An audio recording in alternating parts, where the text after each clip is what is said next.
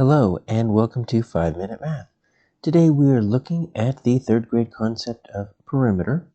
This is standard 3.7b in the great state of Texas, and we are using number 3 of the 2018 released STAAR test.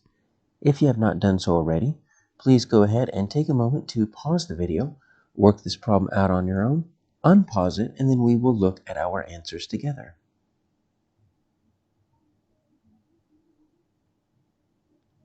So we have a table here. Gretchen made this table to show the side lengths and the perimeters of certain figures. We have a square, triangle, rectangle, and then what mistake, if any, did Gretchen make? So there is a possibility here down at D that maybe she didn't make any mistakes, but she could have made a mistake with the rectangle, the square, or the triangle. So first, let's make sure we understand what perimeter is. The perimeter is adding up the side lengths outside. So the perimeter is always going to be the outside of a two-dimensional shape. Sometimes we will be looking at the inside, but that is going to be the area.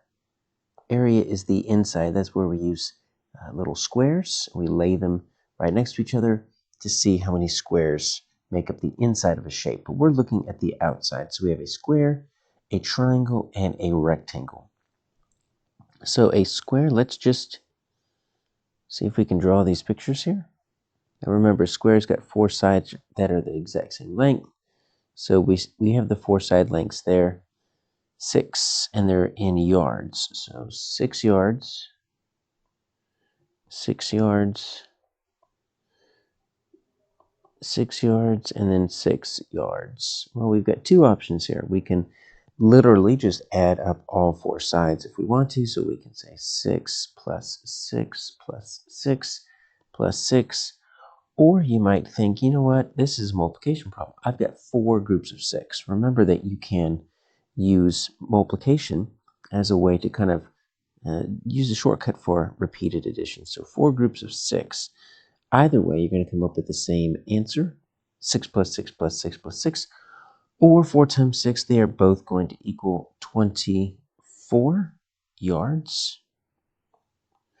And it looks like they've got 24 yards, so let's say the square is good to go.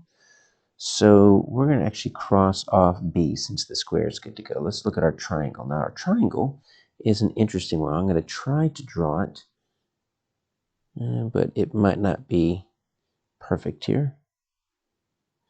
There we go. So this is 8 yards, this is 7 yards, and this is 4 yards. The reason it was kind of hard to draw is because this is a special type of triangle. It's a scalene triangle. Scalene triangles are triangles that have all 3 sides different lengths. Equilateral have all 3 the same lengths. Isosceles have 2 the same length. This is a scalene, which means all 3 are different. So there's nothing to do but simply add these up. So I've got 8 plus 7 plus 4. So the 8 and 7 is going to be 15. Add the 4, so that's going to make 19 yards. And that looks like it works just fine. So we've got 19 yards. So the triangle looks okay. So let's cross off C. And so it's either the rectangle is wrong or our answer is D. Let's check out our rectangle. Rectangle is a 4-sided shape. It's a quadrilateral. It's also a parallelogram because it has 2 sets of parallel sides, and the special part about this parallelogram is that it's got 4 right angles, or 4 90-degree angles right here. That's what makes a rectangle a special type of parallelogram. So we've got 2 sides that are 4 yards each, 2 sides that are 8 yards each. So once again, we've got some options here. We can just add up 4 plus 8 plus 4 plus 8. I'm going to double both of these. I'm just going to do 8 and 8 make 16. 4 and 4 make 8.